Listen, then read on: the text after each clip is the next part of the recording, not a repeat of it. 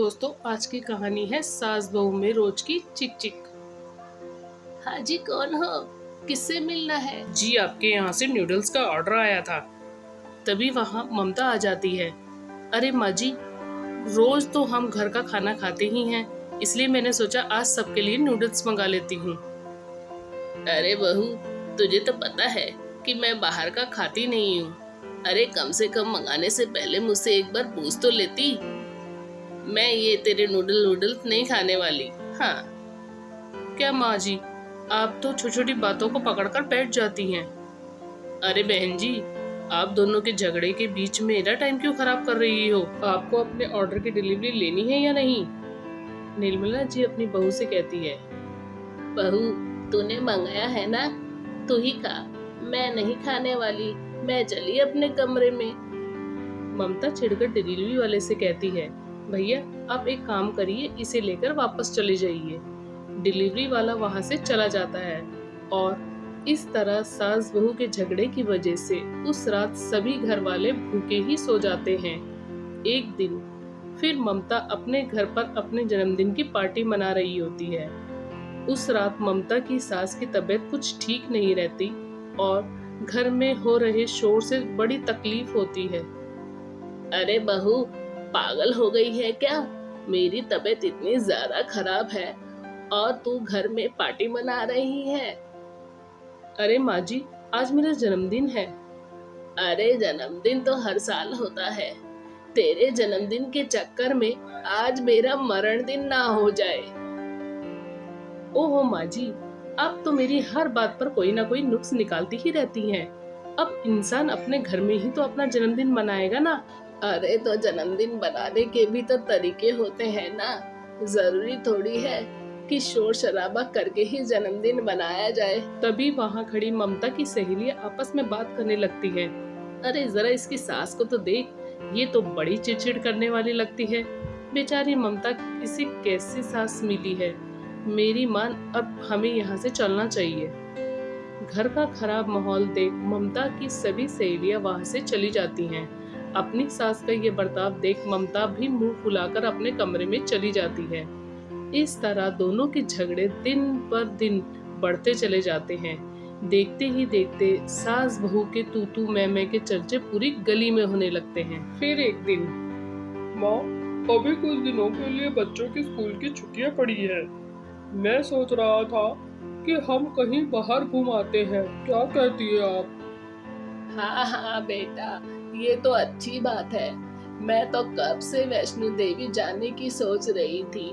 चलो, इसी बहाने माता के दर्शन भी हो जाएंगे। निर्मला जी की बात काटते हुए ममता कहती है, अरे नहीं नहीं, वैष्णो देवी जाकर क्या करेंगे? मेरी एक सहेली पिछले साल ही गई थी। रास्ते भर बेचारी तकलीफों से गुजरती हुए वहां पहुंची।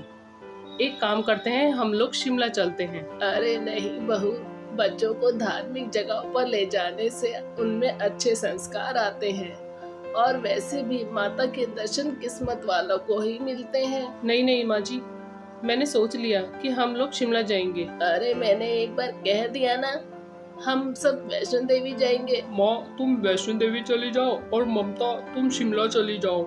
मैं बच्चों के साथ घर में ही रहूंगा।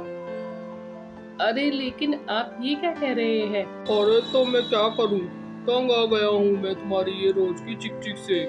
बस खत्म करो, कहीं नहीं जा रहे घूमने का प्रोग्राम कैंसल। इतना कहकर राजू वहाँ से चला जाता है। उस दिन के बाद से दोनों सास बहू एक दूसरे से मुंह फुलाए रहती हैं। फिर एक दिन, अरे बहू, आज मुझे बाजार जाना है, चलेगी तू? हाँ माँ जी, मुझे भी थोड़ा सामान खरीदना है, चलिए चलते हैं। दोनों बाजार पहुंच जाते हैं और खरीदारी करते समय कपड़ों को लेकर दोनों में बहस हो जाती है। सासू माँ कहती है, अरे तुझे कुछ नहीं समझता, बाहर से दिखने में अच्छा दिख रहा है पर 4 दिन भी नहीं चलेगा ये। अरे मैं कह रही हूँ ना, आप इसे एक बार लेकर तो देखिए, ये बहुत अच्छा है। अरे बहू, मैंने अपने बाल यूं ही धूप में सफेद नहीं किए हैं। कपड़ों को दूर से देखकर बता सकती हूँ कि कौन सा अच्छा है और कौन सा नहीं। अरे वाह माँ जी, मतलब मैं बेवकूफ हूँ, मुझे कुछ नहीं समझता।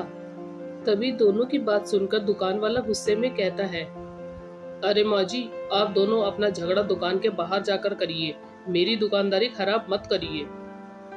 अरे तू कैसी बात कर रहा है?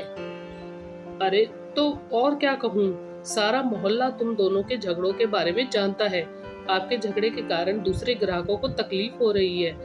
जाइए, आप दोनों किसी और दुकान से सामान खरीद लीजिए।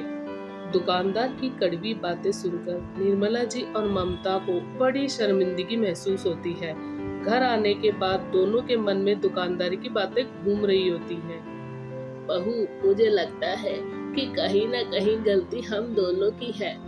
अरे छोटी छोटी बातों पर लड़ पड़ते हैं हम, जिस वजह से सारे मोहल्ले में हमारी हंसी हो रही है। हाँ मम्मी जी, आप सही कह रही हैं। आखिर हम दोनों को हमेशा साथ ही रहना है और हमारे बीच आपसी तालमेल होना बहुत जरूरी है। माँ जी, मैं आज के बाद आपसे किसी भी बात पर बहस नहीं करूंगी, मुझे माफ कर दीजिए। अरे कोई बात नहीं बहू, गलती हम दोनों की है। दोस्तों, आपको ये कहानी कैसी लगी हमें कमेंट करके जरूर बताएं।